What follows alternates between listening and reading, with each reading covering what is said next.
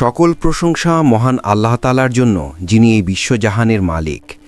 নবী করিম সাল্লাল্লাহু আলাইহি ওয়াসাল্লাম একবার তার স্ত্রীকে তালাক দিতে যাচ্ছিলেন। পুরো মদিনা কেঁপে উঠেছিল। ওমর রাদিয়াল্লাহু তাআলা আনহু ভেঙে পড়েছিলেন। আর ঠিক সেই মুহূর্তে জিব্রাইল আলাইহিসসালাম আল্লাহর পক্ষ থেকে একটি বার্তা নিয়ে আসেন। প্রশ্ন হলো, সেই নারী কে ছিলেন? কি এমন ঘটেছিল যার কারণে আসমান থেকে ওহী নাজিল হলো? আজ আমরা জানব আমাদের মা হাফসা রাদিয়াল্লাহু তাআলা আনহা এর সেই গোপন কাহিনী, যা খুব কম মানুষই জানে। তিনি ছিলেন ওমরের কন্যা, যিনি পরবর্তীতে ইসলামের দ্বিতীয় খলিফা হন। তিনি অল্প বয়সেই ইসলাম গ্রহণ করেছিলেন এবং স্বামীর সঙ্গে মক্কার কষ্ট সহ্য করেছিলেন।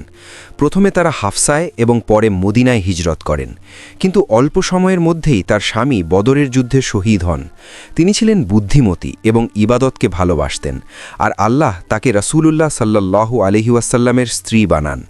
তিনি কোরআনকে আজ পর্যন্ত নিরাপদে পৌঁছাতে সাহায্য করেছিলেন। তার পিতা ওমরের মতো তিনিও ছিলেন দৃঢ় স্বভাবের। এ কারণে রাসূল সাল্লাল্লাহু আলাইহি ওয়াসাল্লামের সঙ্গে তার বিয়ে প্রায় ভেঙে যাচ্ছিল। এরপর জিব্রাইল আলাইহিসসালাম আল্লাহর পক্ষ থেকে একটি বার্তা নিয়ে আসেন। সেই বার্তাটি কি ছিল? সেই দিনগুলোতে কি ঘটেছিল? এই ভিডিওতে আপনি হাফসার গোপন কাহিনী শুনবেন। আপনি দেখছেন ইসলামিক ফ্রেম ইউটিউব চ্যানেল।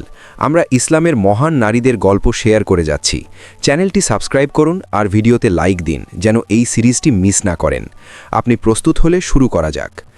নবুয়তের 5 বছর আগে 605 খ্রিস্টাব্দে একটি ছোট্ট মেয়ে জন্ম নেয়। তার নাম ছিল হাফসা।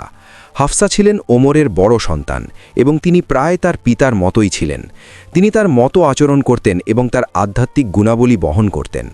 ইবাদতের প্রতি তার নিষ্ঠা ছিল খুবই শক্তিশালী। এমনকি সাহাবীরাও তার ইবাদতপূর্ণ জীবনকে প্রশংসা করতেন। হাফসার ভাইয়েরা ছিলেন আবদুল্লাহ ও আব্দুর রহমান। একদিন খুব বিশেষ একটি ঘটনা ঘটেছিল।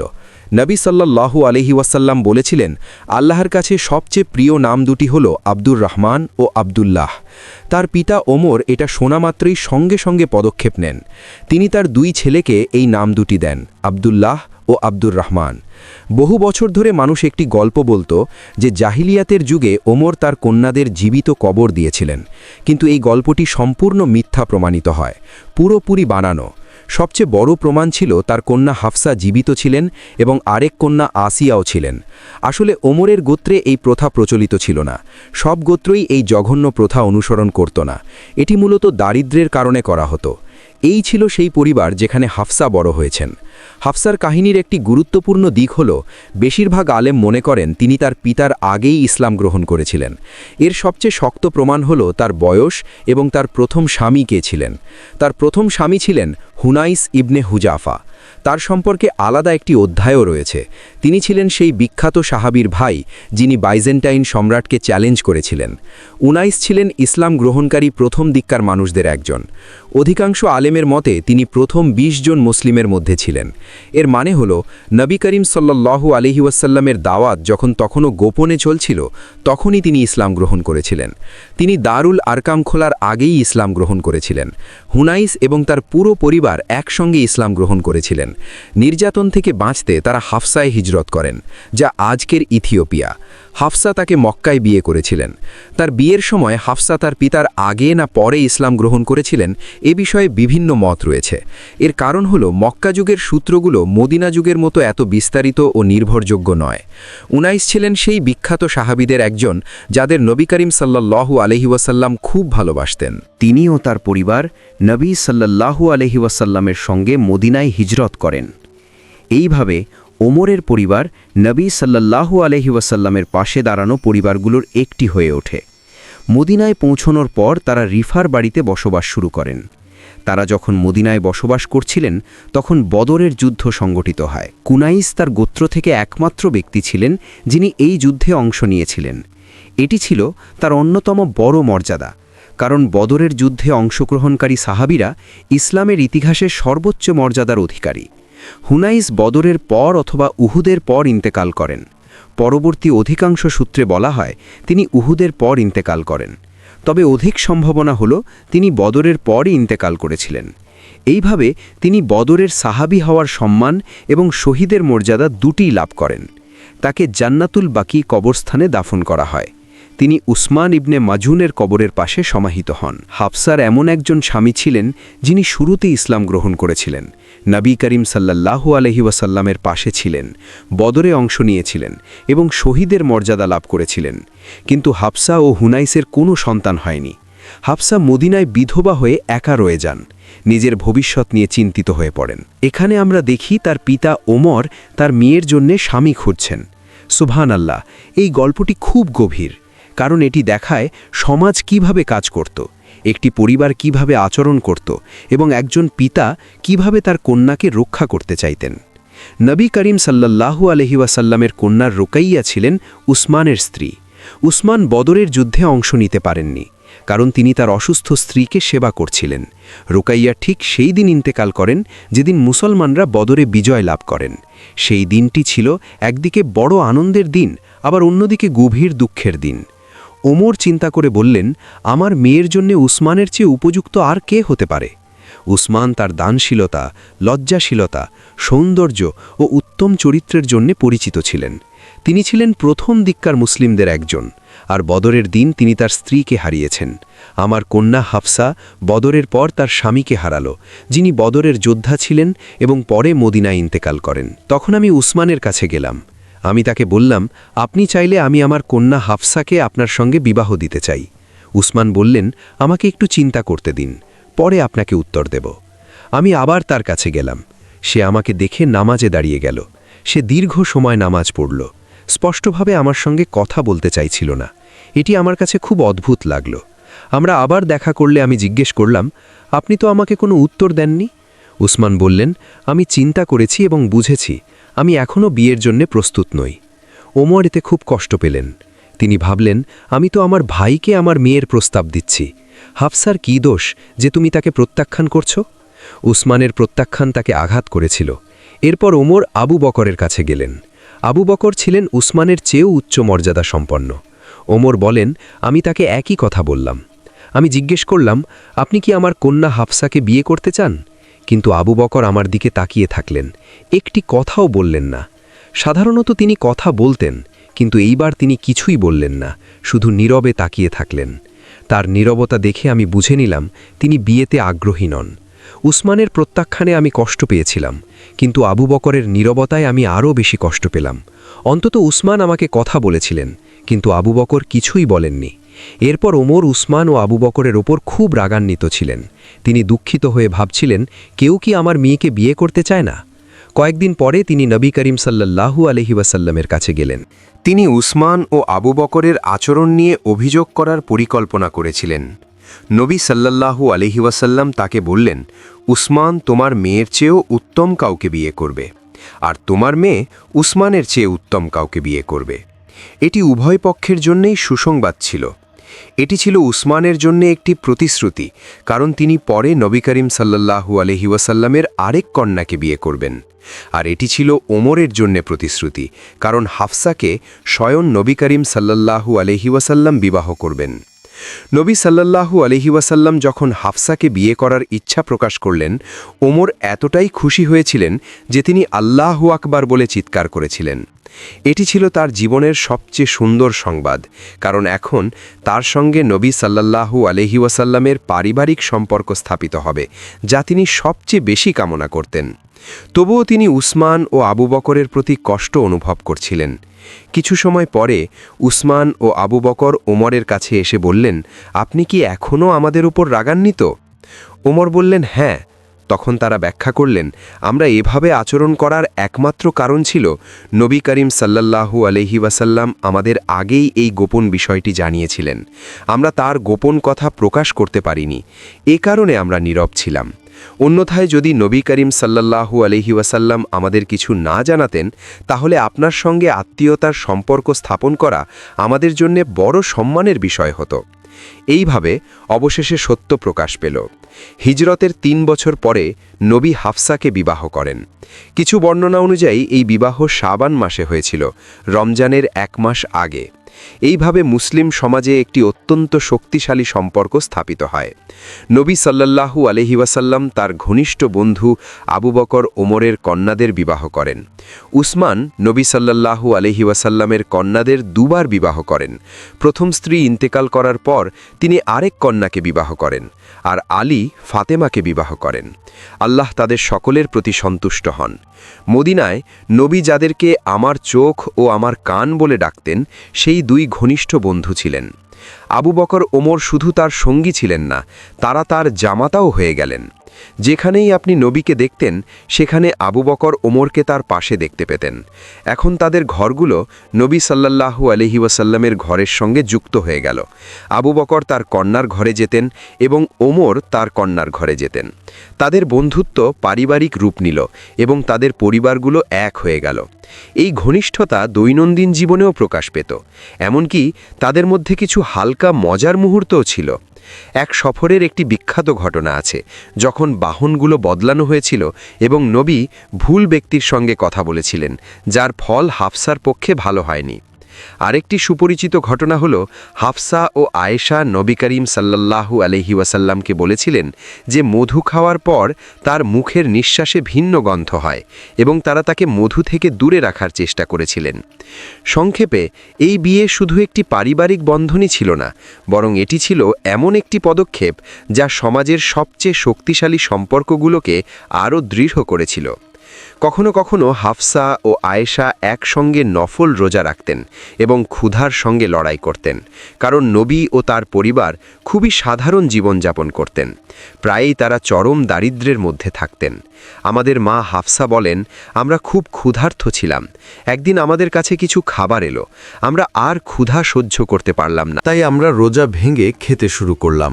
এই রোজাটি ফরজ ছিল না, এটি ছিল নফল রোজা।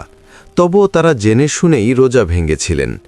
তখন স্পষ্ট হুকুম জানা ছিল না, নফল রোজা ভাঙলে কি গুনাহ হয়, কি করা উচিত। তারা দুজনেই চিন্তিত হয়ে পড়লেন। তারা ভাবছিলেন কিভাবে নবীকে বিষয়টি জানাবেন। আয়েশা ও হাফসা একটি ছোট্ট পরিকল্পনা করেছিলেন, কিন্তু হাফসা নিজেকে ধরে রাখতে পারলেন না। তিনি খুব অপরাধ বোধে ভুগছিলেন এবং তার বিবেক তাকে অস্থির করে তুলেছিল। নবী আসা মাত্রই তিনি দৌড়ে তার কাছে গেলেন এবং সব কিছু বলে দিলেন।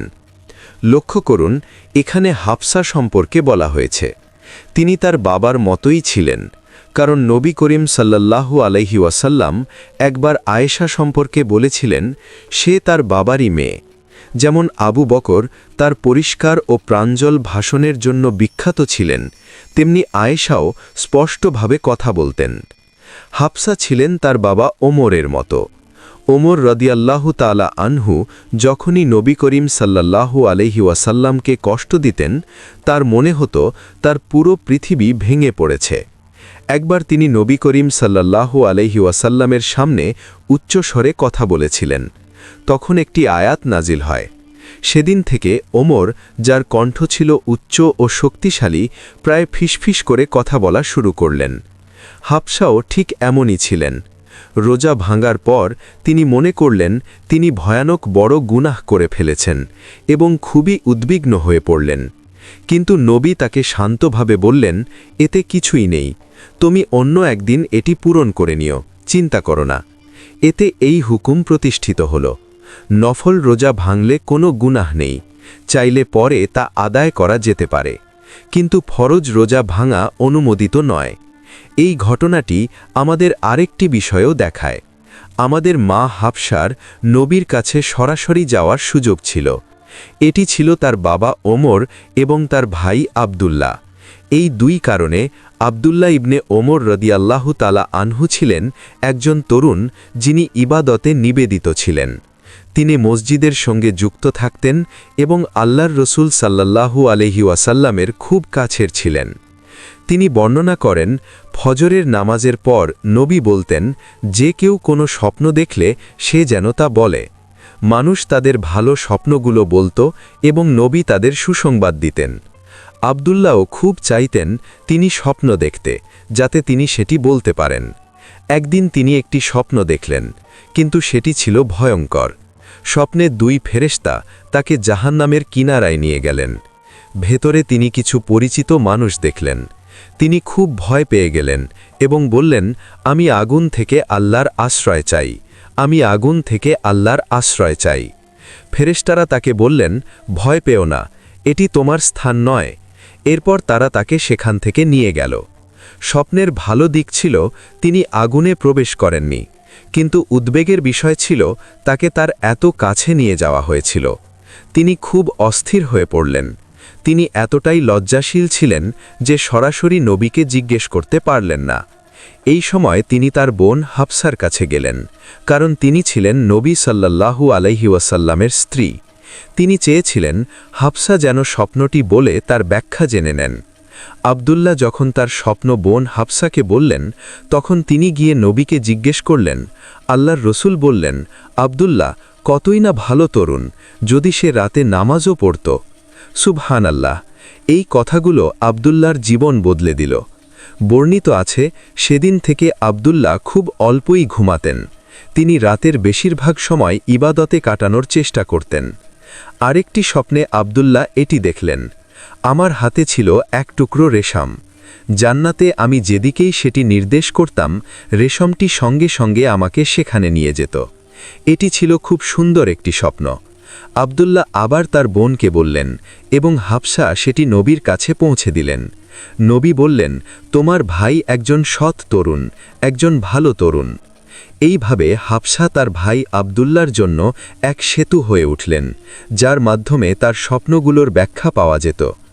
হাফসার নিজের চরিত্র সম্পর্কে বলতে গেলে আমাদের কিছু মায়ের মতো তিনি জনজীবনে খুব সক্রিয় ছিলেন। যেটা তাকে আলাদা করেছিল তা ছিল তার গভীর ইবাদত প্রবণতা। তিনি রাতে দীর্ঘ নামাজ পড়তেন, দিনে রোজা রাখতেন এবং কোরআনের সঙ্গে নিজেকে ব্যস্ত রাখতেন। মানুষ বলতো, হাফসাকে দেখলে হয় সে রোজা থাকে, নয়তো তিনি রাতের নামাজে থাকেন। তার সবচেয়ে পরিচিত গুণ ছিল তার জুহুদ, দুনিয়া থেকে বিমুখতা এবং আল্লাহর নৈকট্য। তিনি বর্ণনা করেন, নবীর ঘরে আমাদের বিছানা ছিল কেবল একটি উলের চাদর। এক রাতে আমি ভাবলাম এটি 2 ভাঁজের বদলে 4 ভাঁজ করে দেই, যাতে আল্লাহর রাসূল আরও আরাম করে ঘুমাতে পারেন। কিন্তু সেই সকালে নবী সাল্লাল্লাহু আলাইহি ওয়াসাল্লাম বললেন, বিছানাটি আগের মতোই রেখে দাও, কারণ এভাবে আমার রাতের নামাজ দেরি হয়ে গেছে। সুবহানাল্লাহ! এটাই ছিল নবী করিম সাল্লাল্লাহু আলাইহি ওয়াসাল্লামের ঘরের জীবন। পৃথিবীর সবচেয়ে ক্ষমতাবান মানুষ, একটুখানি বেশি আরামও তার ইবাদতে প্রভাব ফেলত। হাফসা আরও বর্ণনা করেন, ফজরের নামাজের জন্য বের হওয়ার আগে আল্লাহর রাসূল তার ঘরেই 2 রাকাত সুন্নাত নামাজ পড়তেন। তিনি কখনোই তা না পড়ে বাইরে যেতেন না। হাফসার বর্ণনা খুব বেশি নয়, মোটামুটি 7টির মতো, কিন্তু লক্ষণীয় বিষয় হল প্রায় সবগুলোই নবীর ইবাদত সম্পর্কিত। তিনি আমাদের জানিয়েছেন তিনি কিভাবে নামাজ পড়তেন, কিভাবে কোরআন তেলাওয়াত করতেন এবং জুহুদের সঙ্গে কিভাবে জীবনযাপন করতেন। আরেকটি বর্ণনায় তিনি বলেন, আমি আল্লাহর রাসূলকে কখনো বসে রাতের নামাজ পড়তে দেখিনি, তার জীবনের শেষ বছর ছাড়া, কিন্তু তখনও তার কিরাত আগের চেয়ে দীর্ঘ ছিল। তিনি এত ধীরে ও মনোযোগ দিয়ে তেলাওয়াত করতেন যে আপনি প্রতিটি অক্ষর স্পষ্টভাবে শুনতে পেতেন। নবী সাল্লাল্লাহু আলাইহি ওয়াসাল্লামের ইবাদতের পরিপূর্ণতা এমন ছিল, বৃদ্ধ হওয়ার পরও তার গুণগত মান বদলায়নি। মনে করুন, যখন আয়েশাকে জিজ্ঞেস করা হয়েছিল কেন আল্লাহর রাসূল এখন বসে নামাজ পড়েন, তিনি উত্তর দিয়েছিলেন, মানুষ তাকে ক্লান্ত করে ফেলেছে। তিনি তার উম্মার সেবায় নিজের শক্তি ব্যয় করে ফেলেছিলেন। এই কারণে বৃদ্ধ বয়সে তিনি বসে রাতের নামাজ পড়তেন, কিন্তু এর ক্ষতিপূরণ হিসাবে তিনি তার কিরাত দীর্ঘ করতেন। এক বর্ণনায় লোকেরা হাফসাকে জিজ্ঞেস করেছিলেন, আমাদের মা আল্লাহর রাসূলের তেলাওয়াত কেমন ছিল? তিনি পর্দার আড়াল থেকে উত্তর দিতে গিয়ে কোরআন তেলাওয়াত করলেন। তিনি প্রতিটি আয়াত ধীরে ধীরে পড়তেন, থামতেন, কাঁদতেন এবং দোয়া করতেন। তিনি তাদের বোঝাতে চেয়েছিলেন, তোমরা কখনোই তার তেলাওয়াতের মতো করতে পারবে না। তার তেলাওয়াত শুধু পড়া ছিল না, তা ছিল কান্নার সঙ্গে, আল্লাহকে ডাকার সঙ্গে, প্রতিটি আয়াত হৃদয়ে গ্রহণ করার সঙ্গে। হাফসা নিজে পুরো কোরআন শুরু থেকে শেষ পর্যন্ত মুখস্থ করেছিলেন। সে সময় এটি পুরুষ বা নারীর মধ্যে খুব সাধারণ বিষয় ছিল না। এর পাশাপাশি তিনি পড়তে ও লিখতে শিখেছিলেন, যা তখন পুরুষদের মধ্যেও বিরল ছিল। যিনি তাকে শিখিয়েছিলেন তিনি ছিলেন শিফা বিনতে আব্দুল্লাহ। শিফা বিনতে আবদুল্লাহ ছিলেন মক্কার একজন নারী যিনি পড়তে ও লিখতে জানতেন এবং চিকিৎসা ও ক্যালিগ্রাফিতে দক্ষ ছিলেন। তিনি হাফসাকে পড়া ও লেখা শিখিয়েছিলেন। আবু দাউদের এক বর্ণনায় এসেছে, নবী হাফসার ঘরে প্রবেশ করলেন আর সেখানে শিফা বিনতে আবদুল্লাহ উপস্থিত ছিলেন। আল্লাহর রসুল বললেন, তুমি তাকে পড়া ও লেখা শিখিয়েছ, তাহলে তাকে নামিলা রোগের চিকিৎসাও কেন শেখাও না? নামিলা চিকিৎসার সম্পর্কে আলেমরা বিভিন্ন মত উল্লেখ করেছেন। কেউ কেউ বলেছেন এটি ছিল পিঁপড়ার কামড় থেকে রক্ষা পাওয়ার জন্য বা চিকিৎসার একটি বাস্তব পদ্ধতি, কারণ শিফা একজন চিকিৎসক হিসেবে পরিচিত ছিলেন আর নবী সাল্লাল্লাহু আলাইহি ওয়াসাল্লামের ঘরে প্রায়ই পিঁপড়া বা অন্যান্য পোকামাকড়ের কামড় হওয়ার সম্ভাবনা থাকত। এটিও একটি মত। আরেকটি মত হল এই বাক্যটির রূপক অর্থে বলা হয়েছিল। এটি নতুন বিবাহিত নারীদেরকে দেওয়া উপদেশের দিকে ইঙ্গিত করত, কিভাবে তারা তাদের স্বামীদের সঙ্গে ভালো আচরণ করবে, তাদের সম্মান করবে এবং সংসারের শান্তি ও সম্প্রীতি বজায় রাখবে। নামিলা শব্দটি ব্যবহার করা হয়েছে কারণ এ ধরনের উপদেশ খুব নরম স্বরে দেওয়া হতো, ঠিক যেন পিঁপড়ার ফিসফিসানি। সম্ভবত নবী এটি হালকা বা রসিকতার ভঙ্গিতেই বলেছেন। হাফসা রাদিয়াল্লাহু তাআলা আনহা কর্তৃক বর্ণিত কিছু হাদিস সরাসরি কোরআনে তাফসির সম্পর্কিত ছিল। উদাহরণস্বরূপ তিনি বলেছেন, আমি রাসূলুল্লাহকে বলতে শুনেছি, হুদাইবিয়ার গাছের নিচে যারা বায়াত গ্রহণ করেছে তাদের কেউ জাহান্নামে প্রবেশ করবে না। তখন হাফসা জিজ্ঞেস করলেন, কিন্তু আল্লাহ কি কোরআনে বলেননি তোমাদের মধ্যে এমন কেউ নেই যে তার ওপর দিয়ে অতিক্রম করবে না? সূরা মারিয়াম আয়াত ৭১। রাসূলুল্লাহ সাল্লাল্লাহু আলাইহি ওয়াসাল্লাম উত্তর দিলেন, হ্যাঁ, কিন্তু আল্লাহ আরও বলেছেন, অতঃপর আমরা তাকওয়াবানদের উদ্ধার করব এবং জালিমদের সেখানে হাঁটু গেড়ে পড়ে থাকতে দেব। সূরা মারিয়াম আয়াত ৭২। এর অর্থ হল জাহান্নামের ওপর দিয়ে অতিক্রম করা সবার জন্য একটি পরীক্ষা, কিন্তু আল্লাহ তাকওয়াবানদের রক্ষা করবেন আর জালিমরা সেখানে থেকে যাবে। সাহাবীরা নবীর ঘরে বসতেন এবং কোরআনের আয়াতগুলো সম্পর্কে প্রশ্ন করতেন, তাদের অর্থ বোঝার চেষ্টা করতেন। আমাদের মা হাফসা রাদিয়াল্লাহু তাআলা আনহার সাথে সম্পর্কিত সবচেয়ে প্রসিদ্ধ ঘটনা হল তালাকের ঘটনা। এই হাদিসটি তার সম্পর্কে সবচেয়ে বিস্তারিতভাবে বর্ণিত হয়েছে এবং এতে অত্যন্ত মানবিক আবেগ রয়েছে। এমনকি এটি পড়ার সময়ও আপনি সাহাবীদের অনুভূতিগুলো অনুভব করতে পারেন। এই ঘটনাটি সেই সময়ের সাথে সম্পর্কিত যখন নবী তার স্ত্রীদেরকে দুনিয়া বা আখিরাত এই দুটির যে কোনো একটি বেছে নেওয়ার সুযোগ দিয়েছিলেন, এবং এটি শুরু হয়েছিল আমাদের মা হাফসা রাদিয়াল্লাহু তাআলা আনহা এর একটি ভুল দিয়ে। ইবনে আব্বাস রাদিয়াল্লাহু তাআলা আনহু বলেছেন, এই আয়াতে যদি তোমরা উভয় আল্লাহর কাছে তওবা করো, আমি পুরো ১ বছর অপেক্ষা করেছি জানতে যে ওই দুই নারী কারা ছিলেন, কারণ এটি ছিল একটি সংবেদনশীল বিষয়, এবং নিজের অন্তরে আমি আগেই জানতাম যে এই আয়াতটি ওমরের কন্যাকেও নির্দেশ করে। তাই আমি সঠিক সময়ের জন্য অপেক্ষা করছিলাম। তিনি বলেন, অবশেষে আমরা হজের সময় একসাথে ছিলাম। একদিন মিনার তাঁবুগুলোতে অবস্থান করছিলাম। ওমর রাদিয়াল্লাহু তাআলা আনহু প্রাকৃতিক প্রয়োজনে বাইরে গেলেন। আমি তার পেছনে অজুর জন্য একটি পানির পাত্র নিয়ে গেলাম, যাতে তিনি ও আমিও তা ব্যবহার করতে পারি। মিনার মরুভূমিতে তখন ছিল এক নীরব মুহূর্ত। আমি ভাবলাম এটাই সঠিক সুযোগ। পানি ঢালার সময় আমি জিজ্ঞেস করলাম, হে আমিরুল মুমিনিন, ওই আয়াতে উল্লিখিত দুই নারী কারা ছিলেন? ওমর রাদিয়াল্লাহু তাআলা আনহু বিনা দ্বিধায় উত্তর দিলেন, তুমি কি জানো না তারা ছিলেন আয়েশা ও হাফসা? তারপর তিনি ঘটনার পটভূমি বিস্তারিতভাবে ব্যাখ্যা করলেন। ওমর রাদিয়াল্লাহু তাআলা আনহু আরও বলেন, আমার একজন আনসারি প্রতিবেশী ছিল। আমরা মদিনার উঁচু এলাকায় আওয়ালি অঞ্চলে বাস করতাম। আমাদের মধ্যে একটি ব্যবস্থা ছিল, যদি আমি নবীর কাছে উপস্থিত থাকতে না পারতাম তাহলে আমার প্রতিবেশী যেত এবং কি ঘটেছে তা শিখে সন্ধ্যায় আমাকে জানাতো। আর যদি সে যেতে না পারত তাহলে আমি যেতাম এবং পরে তাকে সব জানাতাম। এইভাবে আমরা কখনোই রাসূল সাল্লাল্লাহু আলাইহি ওয়াসাল্লামের উপস্থিতিতে ঘটে যাওয়া কোনো বিষয় মিস করতাম না। এই জ্ঞান পিপাসা এবং কিছুই মিস না করার দৃঢ় সংকল্পের কারণেই তালাকের ঘটনার বিস্তারিত বিবরণ, যা আমাদের মা হাফসা রাদিয়াল্লাহু তাআলা আনহাকে জড়িয়েছিল, সংরক্ষিত হয়েছে এবং আমাদের কাছে পৌঁছেছে। ওমর রাদিয়াল্লাহু তাআলা আনহু আরও বলেন, আমরা কুরাইশরা মক্কায় আমাদের নারীদের উপর কর্তৃত্ব করতাম, কিন্তু যখন আমরা মদিনায় এলাম তখন দেখলাম আনসারদের নারীরা তাদের স্বামীদের প্রতি আরও দৃঢ় মনোভাব পোষণ করত। এরপর আমাদের মক্কার নারীরাও আনসার নারীদের অনুকরণ করতে শুরু করল এবং তাদের মতো আচরণ করতে লাগল। এটি প্রমাণ করে যে সামাজিক কাঠামো ভিন্ন ছিল। মক্কাবাসীরা ছিল ব্যবসায়ী আর মদিনাবাসীরা ছিল কৃষিভিত্তিক সমাজ। মদিনার নারীরা সামাজিক জীবনে আরও সক্রিয় ও শক্ত ভূমিকা পালন করত। এ কারণেই মদিনার নারীরা তাদের স্বামীদের উপর বেশি প্রভাব বিস্তার করত। ওমর রাদিয়াল্লাহু তাআলা আনহু বলেন, একদিন আমি আমার স্ত্রীর সাথে তর্ক করলাম। আমি উচ্চস্বরে কথা বললাম এবং সে আমাকে পাল্টা উত্তর দিল। আমি বিস্মিত হয়ে বললাম, তুমি কিভাবে আমাকে উত্তর দাও? সে বলল, তুমি এতে অবাক হচ্ছ কেন? নবী সাল্লাল্লাহু আলাইহি ওয়াসাল্লামের স্ত্রীরাও কখনো কখনো তার সাথে উচ্চস্বরে কথা বলেন। এই কথা শুনে ওমরের দুনিয়া যেন ভেঙে পড়ল, কারণ ওমর রাদিয়াল্লাহু তাআলা আনহু রাসূলুল্লাহ সাল্লাল্লাহু আলাইহি ওয়াসাল্লামের প্রতি এত গভীর সম্মান পোষণ করতেন যে তিনি তার সামনে নিজের কণ্ঠস্বর নিচু করে রাখতেন। তিনি এতটাই ভয় করতেন কণ্ঠ উঁচু করা যে এই বিষয়ে তার জন্য একটি আয়াত নাজিল হয়েছিল। ওমরের কাছে নবীর উপস্থিতিতে কণ্ঠ উঁচু করা ছিল অকল্পনীয়, আর এখন তিনি শুনেছেন যে নবীর স্ত্রীরাও কখনো কখনো তার সাথে উচ্চস্বরে কথা বলেন। ওমর রাদিয়াল্লাহু তাআলা আনহু সঙ্গে সঙ্গে পোশাক পরলেন, উঠে দাঁড়ালেন এবং তার কন্যা হাফসার বাড়িতে গেলেন। তিনি তাকে বললেন, এটা কি সত্য যে তুমি রাসূলুল্লাহ সাল্লাল্লাহু আলাইহি ওয়াসাল্লামের সাথে উচ্চস্বরে কথা বলো, তার সাথে তর্ক করো এবং কখনো কখনো রাত পর্যন্ত তার সাথে কথা বলো না? হাফসা উত্তর দিলেন, হ্যাঁ।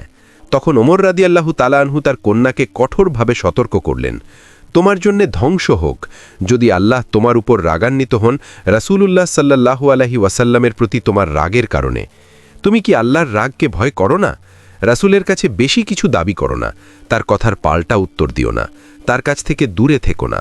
তোমার যদি কিছু প্রয়োজন হয় আমাকে বলো, আমি সাহায্য করব, কিন্তু এই বিষয়ে কোনো ভুল করো না। তারপর তিনি বললেন, নিজেকে আয়েশার সাথে তুলনা করো না, তুমি তার মতো নও এবং তোমার পিতাও তার পিতার মতো নন। আয়েশার পিতা আবু বকর রাসূলুল্লাহ সাল্লাল্লাহু আলাইহি ওয়াসাল্লামের সবচেয়ে নিকটবর্তী সাহাবী। এখানে ওমর একজন পিতার মমতা নিয়ে তার কন্যাকে রাসূলের উপস্থিতিতে সতর্ক থাকার উপদেশ দিচ্ছিলেন। তিনি তাকে ক্ষতি ও আল্লাহর রাগ থেকে রক্ষা করতে চেয়েছিলেন। ওমর এসব কথা বলে বাড়ি ফিরে এলেন। ঠিক সেই সময় তিনি তার আনসারি প্রতিবেশীর কাছ থেকে একটি খবর পেলেন।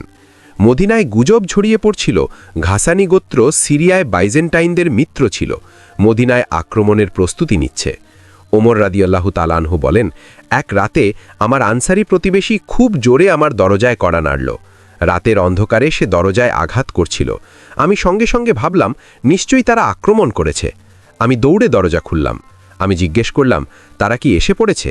ঘাসানিরা কি আমাদের কাছে পৌঁছে গেছে? সে উত্তর দিল, না, এর চেয়েও ভয়াবহ কিছু ঘটেছে। আমি জিজ্ঞেস করলাম, কি ঘটেছে? সে বলল, রাসূলুল্লাহ সাল্লাল্লাহু আলাইহি ওয়াসাল্লাম তার সব স্ত্রীকে তালাক দিয়েছেন। ওমরের হৃদয় যেন উপরে নেওয়া হলো। হায় হাফসা! তিনি বললেন, আমি তাকে সতর্ক করেছিলাম, আমি তাকে উপদেশ দিয়েছিলাম, যা নিয়ে আমি ভয় করেছিলাম তাই ঘটেছে। সকালে ওমর দ্রুত পোশাক পরলেন এবং রাসূলুল্লাহ সাল্লাল্লাহু আলাইহি ওয়াসাল্লামের সাথে ফজরের নামাজ আদায় করলেন। নামাজের পর নবী তার কক্ষে চলে গেলেন। ওমর হাফসার কাছে গেলেন এবং তাকে কাঁদতে দেখলেন। তিনি জিজ্ঞেস করলেন, তুমি কেন কাঁদছ? রাসূল কি তোমাকে তালাক দিয়েছেন? হাফসা উত্তর দিলেন, আমি জানি না, এবং নবী যে কক্ষে ছিলেন সেদিকে ইঙ্গিত করলেন। ওমর বাইরে গেলেন। নবীর দরজার সামনে বিলাল দাঁড়িয়েছিলেন। ওমর তাকে বললেন, রাসূলুল্লাহকে জিজ্ঞেস করো আমি কি ভেতরে প্রবেশ করতে পারি? বিলাল ভেতরে গেলেন। বেরিয়ে এসে বললেন, তিনি কিছুই বলেননি। ওমর মসজিদে গিয়ে কিছুক্ষণ অপেক্ষা করলেন, কিন্তু তার হৃদয় আর সহ্য করতে পারল না। তিনি আবার ফিরে এলেন এবং বিলালকে আবার জিজ্ঞেস করলেন। আবারও একই উত্তর, তিনি কিছুই বলেননি। যখন ওমর প্রায় আশা হারিয়ে ফেলেছিলেন এবং চলে যাচ্ছিলেন, বিলাল পিছন থেকে ডাক দিলেন। সুসংবাদ, তিনি অনুমতি দিয়েছেন। ওমর বর্ণনা করেন, আমি ভেতরে প্রবেশ করলাম এবং দেখলাম রাসূলুল্লাহ খেজুর পাতার তৈরি একটি খাটে শুয়ে আছেন। তার বালিশটি ছিল চামড়ার, যার ভেতরে খেজুরের আঁশ ভরা ছিল।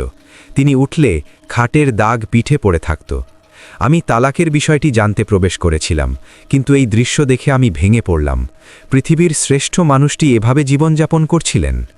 ওমর তাকে সালাম দিলেন এবং নবী সালামের উত্তর দিলেন।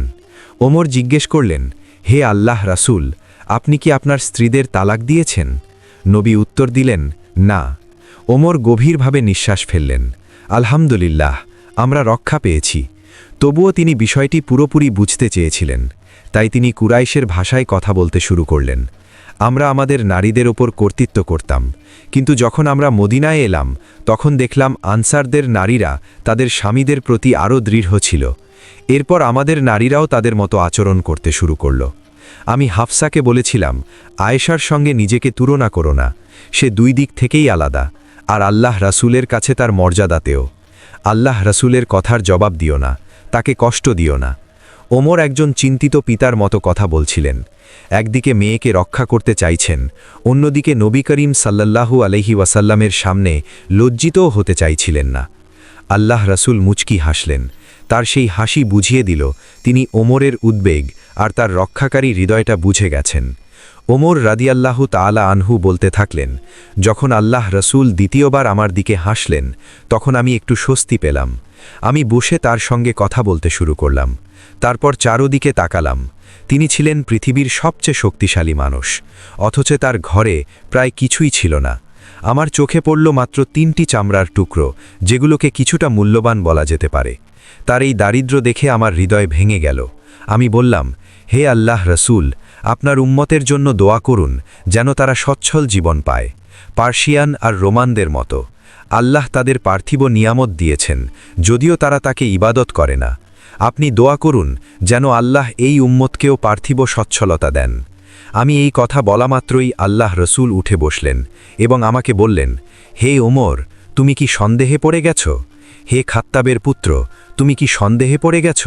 তারা এমন এক জাতি যারা এই দুনিয়াতেই তাদের অংশ ভোগ করে নিয়েছে, আর আমাদের জন্য পুরস্কার রাখা হয়েছে আখিরাতে। সুবহান আল্লাহ। ওমর তো আসলে এসেছিলেন বলতে, দয়া করে আমার মেয়েকে তালাক দেবেন না, কিন্তু বিষয়টি পরিণত হল এক গভীর শিক্ষায়, দারিদ্র্য, জুহদ এবং দুনিয়া থেকে মুখ ফিরিয়ে নেওয়া সম্পর্কে। আবারও রসুল স্মরণ করিয়ে দিলেন, আমরা এই দুনিয়া চাই না, আমরা চাই আখিরাত। ওমর সঙ্গে সঙ্গে বললেন, হে আল্লাহ রসুল, আমার জন্য ইস্তেগফার করুন। এরপর আল্লাহ রসুল তার জন্য দোয়া করলেন। এরপর বিষয়টি হাফসার দিকে গেল।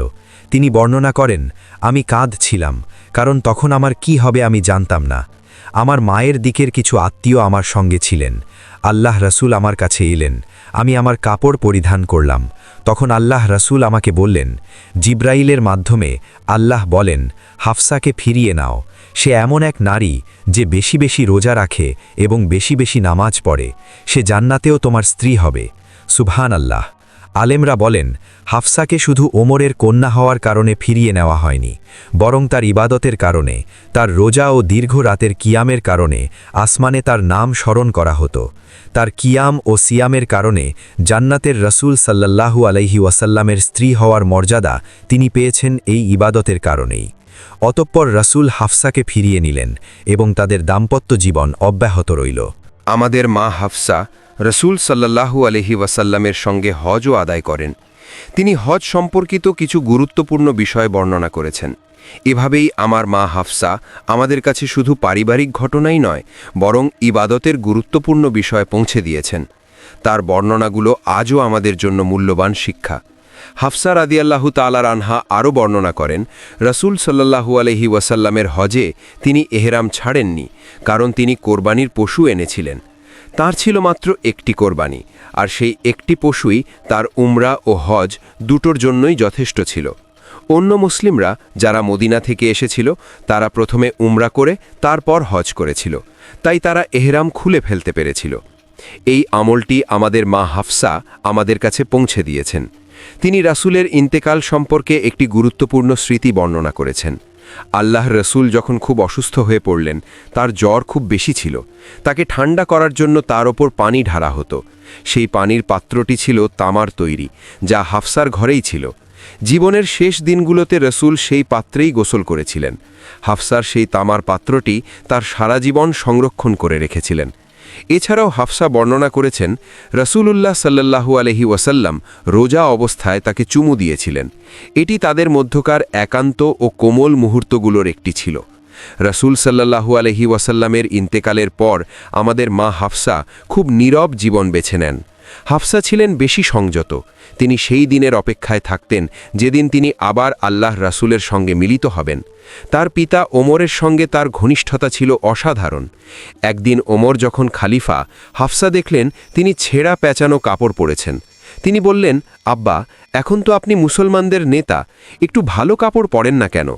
ওমর উত্তর দিলেন, মা, তুমি কি তোমার স্বামীর পোশাক ভুলে গেছ? আল্লাহ রসুল কি কষ্টের জীবন যাপন করেছেন তা ভুলে যেও না। এ কথা বলার পর হাফসা ও ওমর দুজনেই কেঁদে ফেললেন। তারা রাসূলের দারিদ্র্য আর তার জুহদের জীবন স্মরণ করলেন এবং অশ্রুসিক্ত অবস্থায় একে অপরকে জড়িয়ে ধরলেন। মা হাফসা খাবার দেখলে প্রায়ই কেঁদে ফেলতেন, কারণ তার মনে পড়ত রাসূল কখনো এমন খাবার পাননি।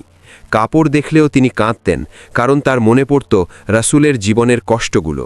তিনি তার পিতার একটি বিখ্যাত দোয়া আমাদের কাছে পৌঁছে দিয়েছেন। তিনি বলেন, আমি প্রায়ই আমার পিতাকে এই দোয়া করতে শুনতাম, হে আল্লাহ, আমাকে তোমার পথে শাহাদাত দাও এবং তা যেন তোমার নবীর শহরেই হয়। হাফসা বিস্মিত হয়ে বললেন, আব্বা, এটা কিভাবে সম্ভব? শাহাদাত তো যুদ্ধক্ষেত্রে হয়, আর মদিনায় তো কোনো যুদ্ধ নেই। ওমর রাদিয়াল্লাহু তাআলা আনহু উত্তর দিলেন, মা, আল্লাহ চাইলে সবই সম্ভব। আমি আন্তরিকভাবে দোয়া করি, বাকিটা আল্লাহর ওপর ছেড়ে দেই। আর সত্যিই আল্লাহ তার দোয়া কবুল করেছিলেন। ওমর রাদিয়াল্লাহু তাআলা আনহু রসুল সাল্লাল্লাহু আলাইহি ওয়াসাল্লামের মসজিদেই নামাজের সময় শহীদ হন। সেই মুহূর্তে হাফসা এত জোরে কেঁদে ফেলেছিলেন যে সাহাবীরা তাকে শান্ত করার চেষ্টা করেছিলেন। এই স্মৃতিগুলো দেখায় আমাদের মা হাফসা রসুল ও তার পিতার সঙ্গে কত গভীরভাবে জড়িত ছিলেন এবং সারা জীবন তাদের স্মৃতি কত গভীরভাবে অনুভব করতেন। ওমরের ওপর ছুরিকাঘাতের ঘটনা ছিল হাফসার জীবনের সবচেয়ে কঠিন পরীক্ষাগুলোর একটি। সেই মহান ব্যক্তি বহু ছুরিকাঘাতের পরও দীর্ঘ সময় জীবিত ছিলেন, সাধারণ মানুষের পক্ষে যা সহ্য করা সম্ভব নয়, কারণ তার শরীর ছিল অত্যন্ত শক্তিশালী। হাফসা যখন তার পিতাকে সেই অবস্থায় দেখলেন, তিনি হাউমাউ করে কাঁদতে লাগলেন। তখন ওমর তাকে শেষ উপদেশ দিলেন, মা, শান্ত হও। আল্লাহর রসুল আমাদের শিক্ষা দিয়েছেন, মৃত ব্যক্তির ওপর তার পরিবার যদি উচ্চস্বরে আহাজারি করে তবে তাকে শাস্তি দেওয়া হয়। কাঁদা এক বিষয় আর চিৎকার করে বিলাপ করা আরেক বিষয়, তাই ধৈর্য ধরো। রক্তে ভেজা অবস্থায়ও ওমর তার মেয়েকে সুন্নাহ স্মরণ করিয়ে দিচ্ছিলেন। হাফসা এক নিরিবিলি ইবাদতময় জীবনে ফিরে যান, যার ঘরে ছিল একটি অত্যন্ত গুরুত্বপূর্ণ আমানত, কুরআনের প্রথম সংকলিত মুসহাফ। যখন খলিফা উসমান রাজিয়াল্লাহ তাআলা আনহু মুসহাবের কপি তৈরি করার নির্দেশ দেন, তখন তিনি হাফসার কাছে সংরক্ষিত সেই মুসহাবটি নেন, কপি করেন এবং পরে তা আবার তার কাছে ফিরিয়ে দেন। এই ঘরটি কোরআন সংরক্ষণের সঙ্গে জড়িয়ে যায়। হাফসা তার পিতার মতোই ইয়েতিমদের যত্ন নিতেন। তার ঘরের দরজা সবসময় তাদের জন্য খোলা থাকত। ওমর কখনোই ইয়েতিম ছাড়া খেতেন না, আর তার কন্যাও একইভাবে জীবনযাপন করতেন। হাফসা এমনকি জায়েদের কন্যাকেও নিজের তত্ত্বাবধানে নিয়েছিলেন। তার ইবাদত ছিল অসাধারণ। জীবনের শেষ পর্যন্ত তিনি নিয়মিত রোজা রাখতেন, রাতে নামাজ পড়তেন এবং কোরআন তেলাওয়াত করতেন। আলেমরা বলেন, মনে হয় তার পুরো জীবনটাই কেটেছে রোজায়। মৃত্যু পর্যন্ত তিনি সেই গুণই সংরক্ষণ করেছেন যেটির জন্য রসুল তাকে প্রশংসা করেছিলেন। তিনি বেশি রোজা রাখতেন এবং বেশি নামাজ পড়তেন। তিনি রাজনীতি ও তার সময়ের ফিতনা থেকে দূরে ছিলেন। উসমান রাদিয়াল্লাহু তাআলা আনহুর শাহাদাতের পর যে অস্থিরতা সৃষ্টি হয় তাতে তিনি অংশ নেননি। তাকে উটের যুদ্ধে যোগ দেওয়ার আমন্ত্রণ জানানো হয়েছিল, কিন্তু তিনি প্রত্যাখ্যান করে বলেছিলেন, আলহামদুলিল্লাহ, আমি এই ফিতনাকে কখনো আমার হাতে স্পর্শ করাইনি। আমাদের মা হাফসা হিজরতের ৪৫ বছর পর ইন্তেকাল করেন। তার জানাজা বহনকারীদের মধ্যে সাহাবীরা ছিলেন। তার ভাই আব্দুল্লাহ ইবনে ওমর নিজ হাতে তাকে কবরে নামিয়েছিলেন। তবে তার ঘরের একটি অনন্য সম্মান রয়ে গেছে। কোরআনের প্রথম মুসহাফ সেখানেই সংরক্ষিত ছিল। আজ যারা মদিনা যান, তারা যখন রাউদায়ে রাসূলের কবরের সামনে দাঁড়িয়ে সালাম দেন, তখন ঠিক সামনেই এক সময় ছিল আমাদের মা হাফসার ঘর। সেটিই ছিল আল্লাহর রাসূলের ঘর, আয়েশার ঘর, হাফসার ঘর। সেখানেই রাসূল দাফন হয়েছেন। এরপর আবু বকর, এরপর ওমর। তার পিতা সেখানে দাফন হওয়ার পর আমাদের মা হাফসা এত লজ্জাশীল হয়ে পড়েছিলেন যে তিনি মাথা ঢেকে ছাড়া কখনোই সেই ঘরে প্রবেশ করতেন না। ভাবুন তো, তার বসার ঘরেই আজ আমাদের সালামের স্থান। সেখানেই কোরআন সংকলিত হয়েছিল, সেখানেই ওহী সংরক্ষিত ছিল। আল্লাহ আমাদের মা হাফসার উপর সন্তুষ্ট হন। আল্লাহ আমাদের সকল মায়েদের রাসূল সাল্লাল্লাহু আলাইহি ওয়াসাল্লামের পরিবার ও সাহাবীদের তার রহমতে আচ্ছাদিত করুন, আর আমাদের সবাইকে তাদের সঙ্গে আল্লাহর রাসূলের সান্নিধ্যে আখিরাতে একত্রিত করুন। আমিন। আগামী পাঠগুলোতে আমরা ইসলামের অন্যান্য গুরুত্বপূর্ণ নারীদের জীবন আলোচনা করব। অনুগ্রহ করে মন্তব্য করুন, শেয়ার করুন, ভিডিওটি লাইক করতে এবং চ্যানেলটি সাবস্ক্রাইব করতে ভুলবেন না। আসসালামু আলাইকুম ওয়া রাহমাতুল্লাহি ওয়া বারাকাতুহু।